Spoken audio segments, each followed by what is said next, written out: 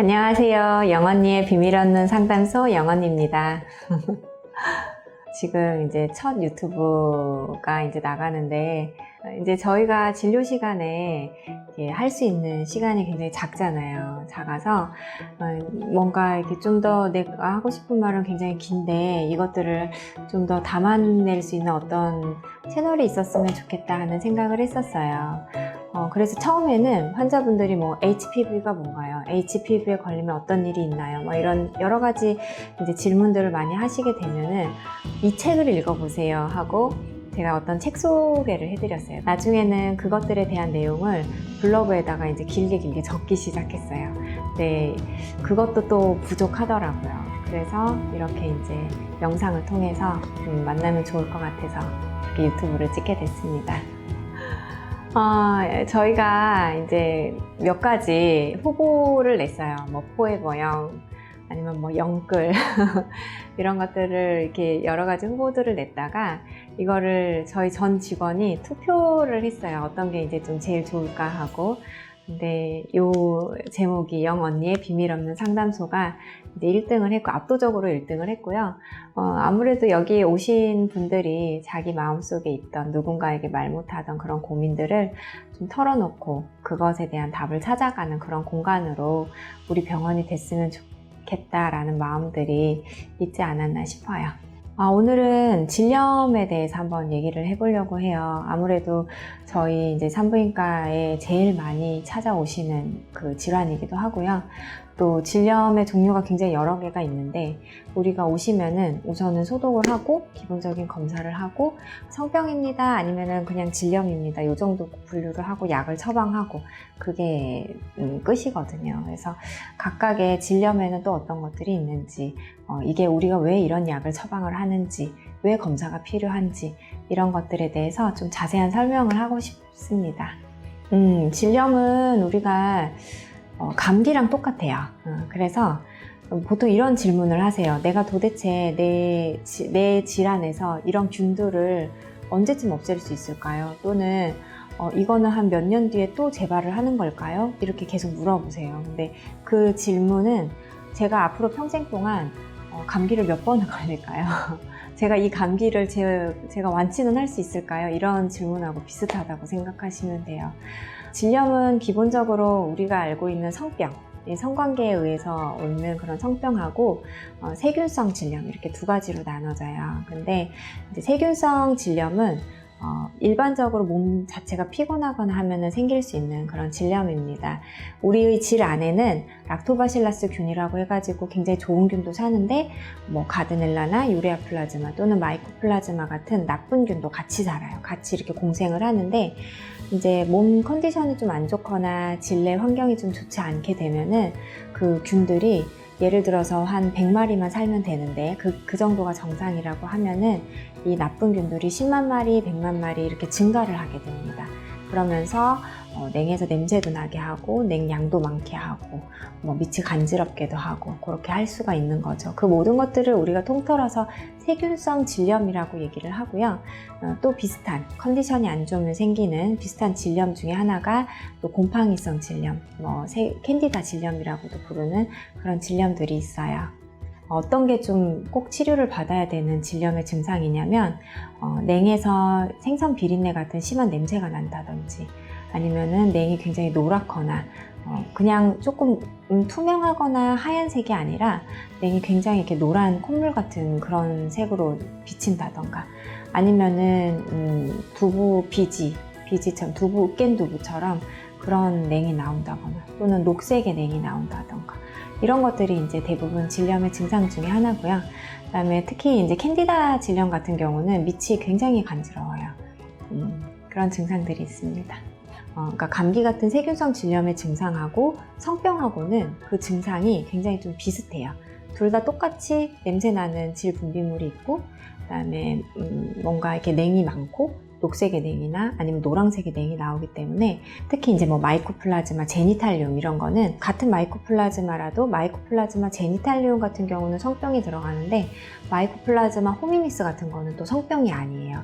근데 이 두 개는 완전 사천이어가지고 증상이 굉장히 유사합니다. 그래서 요것들을 잘 분류를 하기 위해서 최초에 한 번은 우리가 검사를 해야 돼요. 그래서 내가 있는 나에게 이런 질 분비물을 일으키는 균이 어떤 종류인지에 대해서 그것을 각각 네이밍하는 그런 작업이 필요합니다.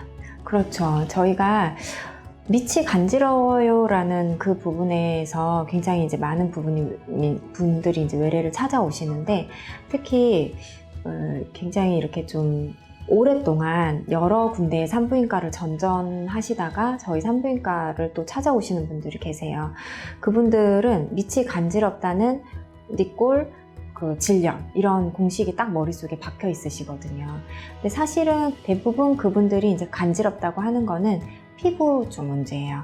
예를 들어서 내가 원래 냉 자체가 많다 보니 습관적으로 뭐 팬티 라이너를 계속 한다던가 그러면서 아기들 기저귀 발진처럼 밑에 이제 접촉성 피부염 같은 것들이 생기는 거죠.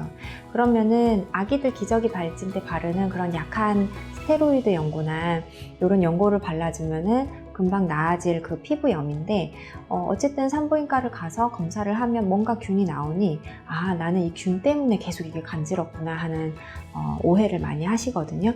그리고 또 나이가 드신 분들, 폐경 이후에는 만성 평평태선이라는 질환을 질염이라고 굉장히 오해하시고 고생하시는 분들이 많이 계신데, 만성 평평태선은 잘 때 거의 하나도 안 간지러운 게 0점이고 죽을 만큼 간지러운 게 10점이면은 거의 10점만큼 간지럽다고 호소하시면서 내원을 하세요. 굉장히 삶의 질을 떨어뜨리는 그런 질환인데 그게 쉽게 낫지가 않거든요. 굉장히 오래된 경우는, 그런 경우는 이제 레이저 박피 같은 걸로 치료를 조금 더 도와주죠. 그러면은 굉장히 이렇게 만족하세요. 네. 굉장히 브로드해요. 근데 우선은 얘기를 드리면은 성병에 들어가는 뭐 임질이라든지 매독 이런 것들은 항생제 주사 치료를 확실히 해야 됩니다. 그래서 반드시 이렇게 항생제 주사 치료를 하고 나서 내가 임질이나 매독이 내 몸에서 없어졌는지 꼭 확인을 해 보셔야 되고요. 그 외에 세균성 질염들은 뭐 가드넬라라든지 유레아 플라즈마, 파붐이라든지 마이코플라즈마, 호미니스 이런 것들이 있는데, 이제 이런 것들은 항생제를 조금 먹어요. 항생제를 먹고 나서 어느 정도 증상이 괜찮아지면은 그러면은 그 다음에 균이 또 나오더라도 치료를 종료합니다. 치료를 종료하고 질내의 환경 자체를 좀 건강하게 하는 질 관리에다가 조금 더 집중을 하죠. 예를 들면 뭐 질 유산균을 먹어서 질에 사는 좋은 유산균이 락토바실라스균이 많이 크게 한다든지, 아니면은 질내 산성도를 좀 유지하는 전용 세정제나 아니면 전용 에센스를 쓴다든지 이런 방식으로 질 관리를 하는 방식으로 하고요. 그 다음에 또 아까 얘기 드린 캔디다 질염 같은 경우는 우리가 무좀하고 똑같아요. 그래서 이 캔디다 질염은 무좀약처럼 곰팡이, 진균약을 먹게 됩니다. 근데 한 가지 이제 주의할 팁이, 우리가 캔디다 질염이라고 진단을 하고 그 질 바깥쪽 질 입구 쪽에 바르는 그 캔디다 연고가 있어요. 카네스텐 연고 이런 것들이 있는데, 대부분 캔디다 질염이 좀 있으신 분들은 바깥쪽이 접촉성 피부염이 좀 심해요. 왜냐면 이제 캔디다 질염 때문에 냉이 좀 많고, 냉이 많다 보니까 팬티 라이너를 하고 밑이 습하고 이런 게 되면서 밑이 이렇게 진무름증이 같이 있으신데, 거기다가 카네스텐 연고를 바르면은 더 따갑고 더 안 나아요. 그래서 스테로이드 연고 같은 것을 발라주고 이제 통풍을 좀 잘 시켜주시고 이런 것들이 이제 많은 도움이 됩니다. 이제 질염이 종류가 뭐냐에 따라서 조금 달라요. 그래서 우리가 예를 들어서 질염이 성병이면 당연히 전염이 되겠죠. 뭐 매독이라든지 임질이라든지 클라미디아라든지 이런 거는 전형적으로 꼭 성관계에서만 오기 때문에 전염이 되는 거고요. 그 다음에 마이코플라즈마 제니탈리움도 전염이 돼요. 그런데 마이코플라즈마 호미니스나 유레아 플라즈마 유레아티컴, 유레아 플라즈마 파붐 이런 것들은 물론 우리가 성관계를 하면은 핑퐁 감염이 되기는 합니다.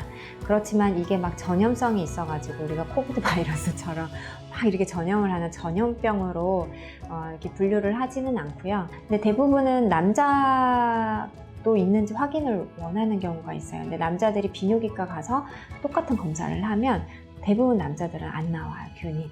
질내에 잘 사는 이런 공생균들은 보통 대부분 현기성 균입니다. 공기를 싫어하는 균인데 남자들의 성기는 밖으로 노출돼 있다 보니까 자기들이 싫어하는 공기에 노출이 돼 있는 거죠. 그래서 있더라도 오래 살지 못하고 검사를 하더라도 대부분은 균이 나오지는 않아요. 그게 이제 물론 뭐 성병 임질이라든지 매독 아니면 클라미디아 이런 것들은 방치하면 이렇게 골반염까지도 갈 수가 있고요. 그 골반염도 굉장히 심하게 난소 쪽에 고름집이 잡힌다든지 난관이 막힌다든지 해서 불임이라든지 여러 가지 크게 발전을 할 수가 있습니다. 우리가 아는 기본적인 뭐 가드넬라균이라든지 유레아플라즈마, 유레아티쿰 이런 것들은 만약에 치료를 하지 않고 계속 방치를 해서 놔두면은 간혹가다 이제 골반염까지 진행이 될 수도 있고요. 또 혹시나 임신을 했을 때 조기 진통이라든지 조기 양막 파수의 원인들이 될 수도 있습니다. 또 유레아플라즈마, 유레아티콘 같은 경우는 뭐 요도염이라든지 방광염을 또 일으킬 수가 있고요. 그게 내 컨디션이 좀 나빠지면 많이 생길 수가 있는 거고요. 그렇지만 마이코플라즈마 호미니스나 유레아플라즈마 파붐 같은 경우는 굉장히 병원성이 약해요. 그래서 그거를 뭐 방치하고 놔뒀다고 해서 내 몸에 크게 문제가 되거나 하지는 않아요. 맹이 좀 안 좋거나 밑이 간지러울 때 특히 밤에 그 잠도 못 잘 정도로 갑자기 밑이 간지러우면은 굉장히 겁이 덜컥 나기도 해요. 그런데 산부인과 가기가 좀 꺼려지기도 해요. 왜냐면 혹시 내가 이런 것 때문에 산부인과를 찾아서 검사를 하게 되면 나의 성생활이나 나의 라이프 스타일을 너무 이상하게 보지 않을까 하는 어떤 두려움도 있는 거죠. 그렇지만 걱정하지 마세요, 여러분.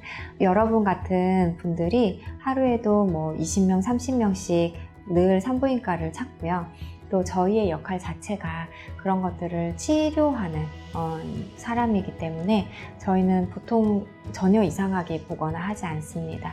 그래서 더 큰 병으로 가기 전에 혹시 놓치면 나중에 불임이라든지 골반염이라든지 치명적인 질환으로 갈 수 있기 때문에 조금 의심이 되면은 바로바로 전문가를 찾아와서 치료를 받으시는 것을 권유드립니다.